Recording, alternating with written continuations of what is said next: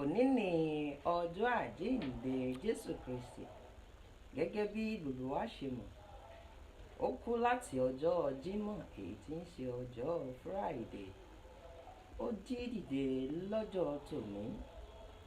Ǹjẹ́ tó bá rí bẹ́ẹ̀, tá a bá rí ohun gbogbo ìyówù tí ó ti dòkú nínú ayé tèmi àti rẹ, tí èmi àti rẹ sì tún nílò kíní ọ̀hún, agbára ńlá àjíǹde tó jí Jésù Kristi dìde ní ọjọ́ tòní, mo ní agbára ńlá náà yóò jí kíní ọ̀hún dìde nínú ayé tèmi àti rẹ.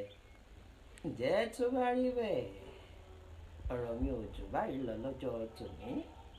A kú ọjọ́ àjíǹde, ẹ̀mí wa yóò máa rọ́dún, a ò sì ní fi èyí ṣe àṣemọ láṣẹ Elédùmarè.